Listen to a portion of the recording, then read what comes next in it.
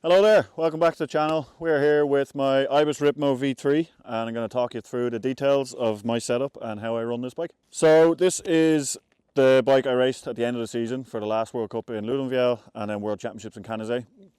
This is pretty much how the bike finished World Champs.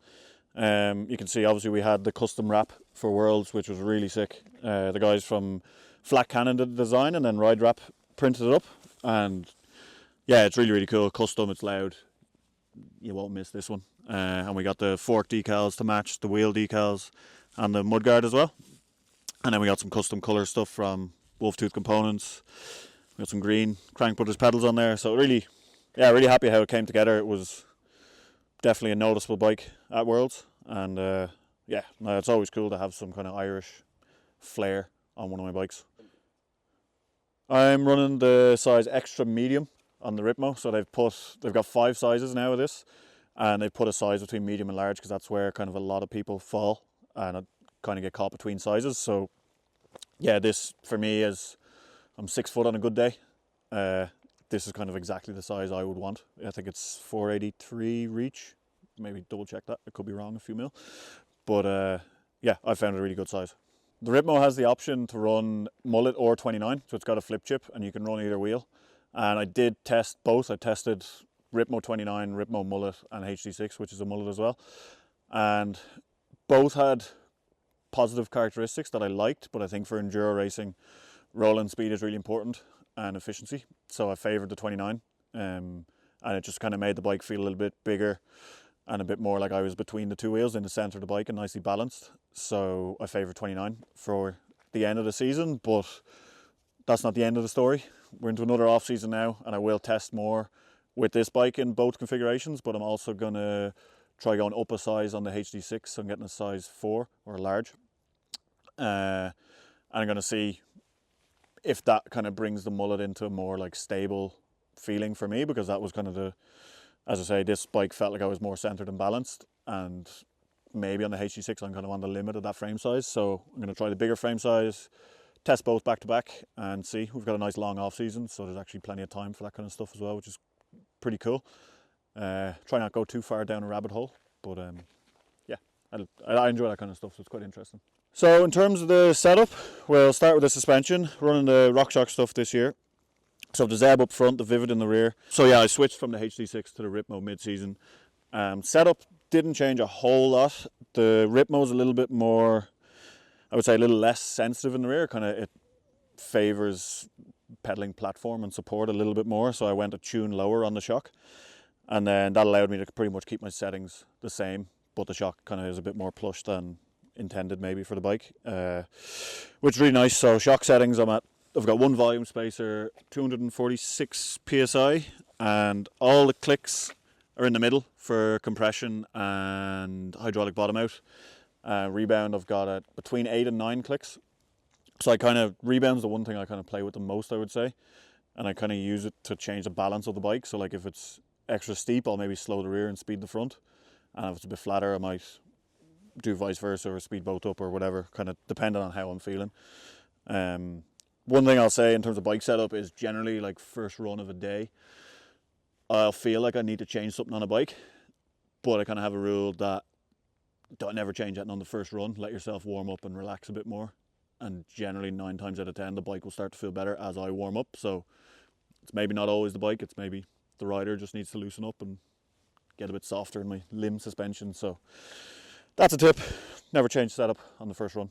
So on the fork, I'm running the RockShox Zeb. I've got this at 170, which is more than is intended for the bike. So the bike's 150 rear, and it comes stock with a 160 fork, but I'd come off a bike with a 170 on the HD6, so I kind of wanted to keep the front end the same. So I've gone 170 on the fork, and it feels nice, to be fair. It slackens things out a bit more, which is kind of nice for the riding I'm doing in terms of EDO racing.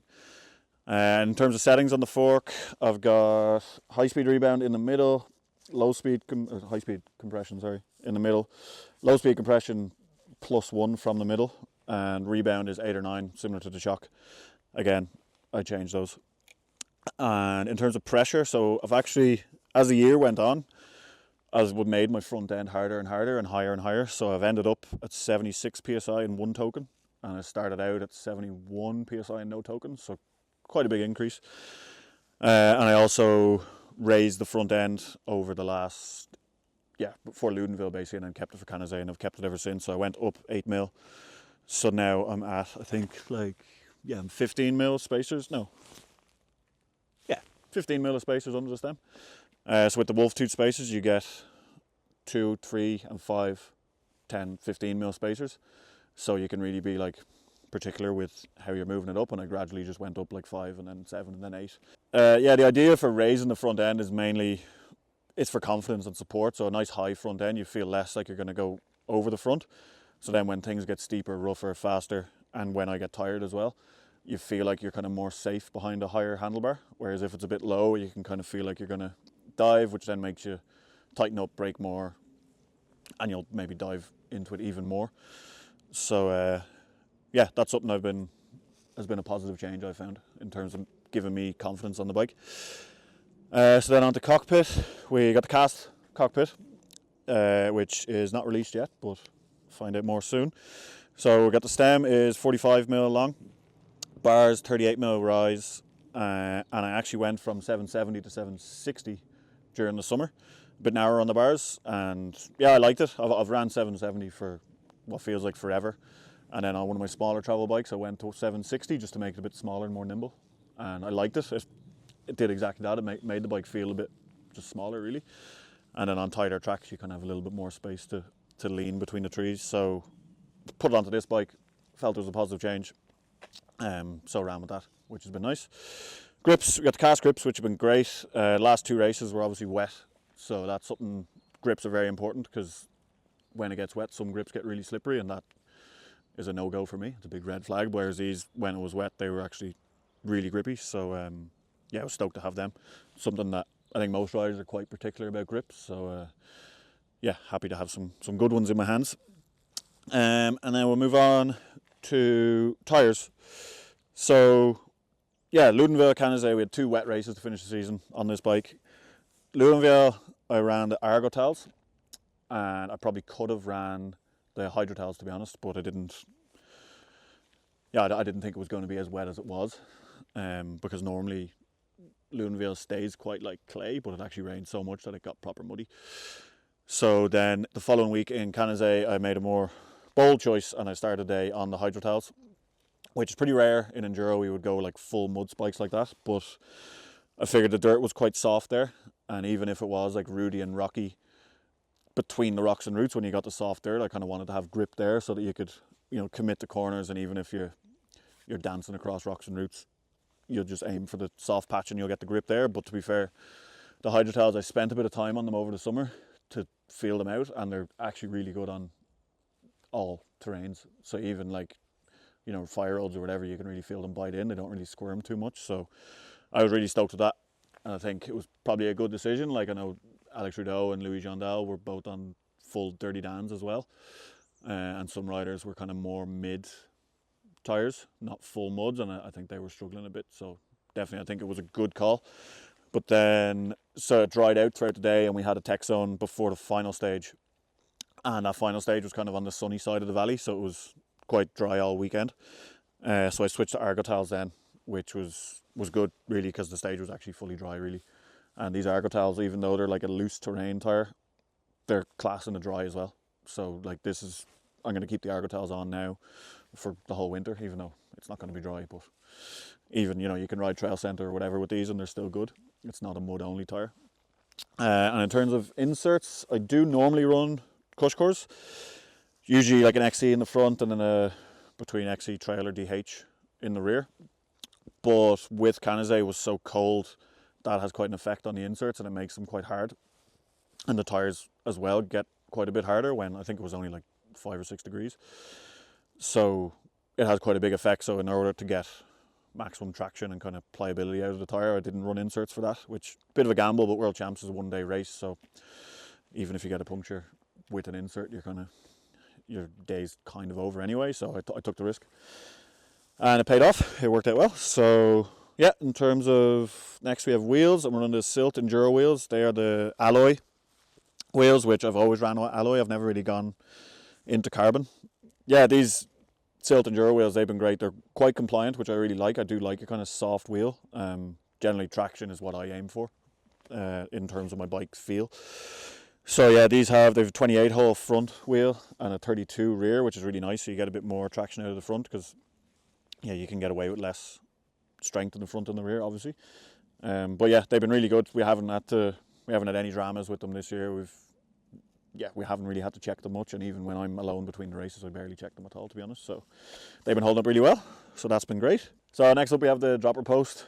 This thing I'm a massive fan of. It's the Wolf Tooth Resolve dropper. It's 34.9, which is class. Not all brands make them, so it's a good sturdy fella. No need for the shim on the IBIS frames, which is really nice. This is the new one that's actually, so it's got an easier lever feel, whether you're sitting on it or not, which is really nice. It's really easy. It's a nice bearing in the lever as well. Plenty of adjustability in the lever to get it exactly where you want it. I run it quite like far in under the bar, so I don't need to set up my shifter, so I don't need to like pull back too much to get it. It's just kind of right beside my thumb. But the really cool thing about this is it's really long. So it's 242 in length, but you get little 5mm spacers with it that you can adjust the travel fairly easily. And yeah, I played around with it quite a lot. Like I've ran 200mm droppers for as long as I can remember. So when I first got this, I tried it at 242 and it was a bit too low for me because I kind of like to have the saddle between my legs to know where I am on the bike, and it kind of just took the saddle away completely. So then I gradually started with the spacers trying it different. So I ran it at, I think, yeah, I first went to 212 and it was like, yeah, that's really good. It's not too low. And then we went to 217 finally. And it felt like just kind of a good balance of it being low and out of the way, but still there where I could feel where it is. So maybe I'll go lower again in the future, I don't know, but for now that feels really good. And it's quite nice to have more room to move on top of the saddle. Speaking of which, saddle, we have the SDG Bel Air V3. Been running these for quite a few years now. Very comfy, very reliable, no drama, really like it. They do a lot of cool colours as well, which is nice. They brought back the animal prints, which is pretty cool. I actually have one from my 2009 two-stage. I have one of the original cow prints and I have one of the new cow prints. So yeah, got a bit nostalgic when that one arrived. It was cool. For the brakes, I'm running the Hayes Dominion A4s. These have been class, really impressed with them. It's my second year running them now. And they're just no drama. You don't really need to bleed them too much. Just keep the pads fresh, look after them, and they'll just work for a very, very long time. So that's been class. We're running 203mm rotors. Haven't really felt the need to go to the 220s. I do a 220 rotor, but I haven't really felt the need, to be honest, because there's enough power in these. They're 2mm thick rotors as well, which is great. There's a nice firm feel off them. The lever throw is really light. There's a nice bearing in the pivot point here. So yeah, real light lever throw and really easy to adjust the reach as well, which I do quite a lot. I'm always kind of fiddling with the reach. So yeah, it's just one of my picky little things, and I run the front brake a little bit closer than the rear. I think because I generally do more rear braking. I drag the rear, which I think is from riding in the mud quite a bit. So I don't use my front brake as much. So I just have that a little bit further back. In terms of for the race in Canazay, we ran the semi-sintered pads, just a little bit, sorry. In terms of the race in Canazay, we ran the semi-metallic pads. Again, because it was cold, those pads seem to perform a bit better in the cold than the metallic. So yeah, I'll kind of switch between the two depending on temperature and conditions, really. And we ran some nifty little covers, brake covers, which thanks to lads from Atherton Bikes, they gave me a set of them, which is really good. It kind of keeps all the dirt, debris, water out on those wet races, but on the cold days as well, it kind of keeps a bit of heat in, I think. So yeah, it meant the brakes were just consistent all day. They weren't affected by the elements at all, which was really nice. For the drivetrain, we're running good old SRAM XX, the new T-type transmission. Really, yeah, can't fault this stuff. It's class, especially as a racer with the pickups on the cassette.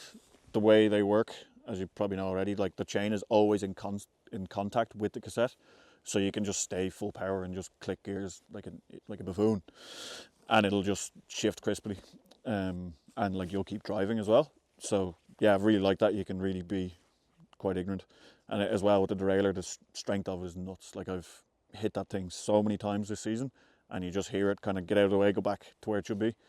and that's it. You just carry on, forget about it, which is class. Cranks are running XX 165mm. I've got the power meter in these actually, which is class. You barely even notice it, it's hidden in the spindle, and it's been really good, especially to have a power meter on a race bike is not easy to get because there's not a lot of options available that just fit into a race bike so cleanly. So that's been great. It's been really consistent and accurate as well. So yeah, power is now like a big part of my training thanks to that, which is great. I've also got the Wolf Tooth chainring on there. It's 32 tooth, T-type compatible, strong, solid, all good. And we've got a E13 chain guide with the bash ring underneath. I always run a chain guide and I always run a bash ring, and I know that the chain on this rarely drops, probably never, but I feel like if it was ever to drop, it would probably be in a race, just Murphy's Law. So yeah, always have that, and the bash ring is quite good as well if you do, you know, smash your chainring onto a rock, stump, whatever. It's just a nice bit of security, so that's really good. And then in terms of shifter, I've got the new SRAM paddle, which is really nice actually. It's just like one big paddle with kind of an upper and a lower pad, so you can kind of just hit it anywhere and it'll shift. And then my favorite feature is on the back there's a little lever, so when you're sprinting or climbing or whatever, you can just use your index finger to shift, which is really nice. As someone, I ran Shimano drivetrains for a really long time, so I'm used to shifting with my finger as well. So it kind of lets me do that, and it's easier if SRAM shifters are something you're not used to or you prefer the feel of the Shimano stuff. It's an easier transition, which is really nice. With the last two races being mudders, as we mentioned, I ran the mid-size Rapid Racer Products Pro Guard. They actually do one bigger than this, and I would have ran it, I just didn't have it in the van like an Aegis. But yeah, we ran the cable tie version just as we're taking them on and off quite a lot during race weekends, so it's just a bit easier with the cable ties. But yeah, that thing is class. There's been many mud races where people have been jealous of me having such a good mud guard, because obviously keeping your goggles clean is a massive factor, and I think all day in Canazay and Ludenville I barely had to wipe my goggles because this was just taking all the mud. So cannot recommend that enough, especially if you live in somewhere wet like Ireland for the winter. Just put one of them on your bike and forget about it. So what else we have? Big feature on the RIPMO is the in-frame storage, and something that I think I would struggle to live without now that I've gotten used to it. So yeah, I've kind of talked about it briefly in the HC6 versus RIPMO video, but I've kind of dialed in my setup a bit more. So I'll show you what I'm carrying now. So in it we have these two lovely Cotopaxi bags. This one is just a kind of empty bag with no special compartments, and I use this for snacks. I've got a spare battery as well, access battery for the derailleur. And I've got gel, caffeine gel, energy blocks, hydration sachet kind of thing. So they're more emergency in case I bonk, but as well I can always just grab the bike and go. Like that's good for a couple of hour ride if I need it. And I've got a little chain lube as well, which is great for racing and also just big rides, whatever your chain dries out quite a lot. So that's the Wolf Tooth WT1 lube, which is really good actually. So yeah, that's one bag.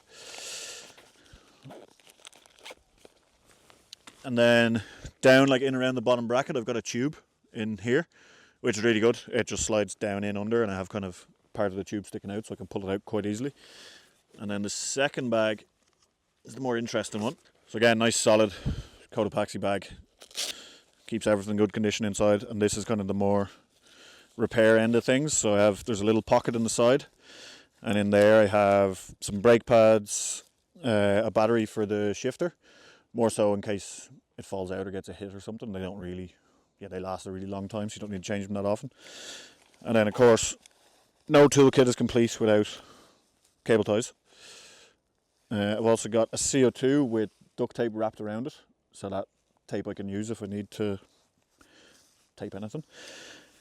We've got a head for the CO2, and then we've got these real nifty Wolf Tooth tools. So this one is a chain link splitters, but it also opens up and carries a spare chain link in there as well, and then the end of it is a tire lever, which is mint, so that covers quite a lot of things. And then we have another Wolf Tooth tool. This one is a chain, like proper chain link splitter, and then the other end we have a tire plug and a little blade that you can use to cut the plug or cut your cable ties or whatever, which is quite handy. Not a lot of kits have a blade, so that's really useful. And then there's a little compartment as well for a valve core, which is pretty good because they can break but also clog, or you never know. So yeah, quite a lot fits in there, and that kind of covers most repairs that I'll need to do. And then I just have a little multi-tool in my pocket just to have it handy, because you know, usually multi-tool you're using just quick on the trail repairs. So that is my IBIS RIPMO V3 race bike. Hope you enjoyed the video. Hope you enjoyed this kind of insight. If you've got any more questions, like to know anything else about my setup, drop it in the comments below and I'll do my best to get back to you. And stay tuned. We're going to keep posting through the off season, keep the channel going, and yeah, hope you're enjoying it.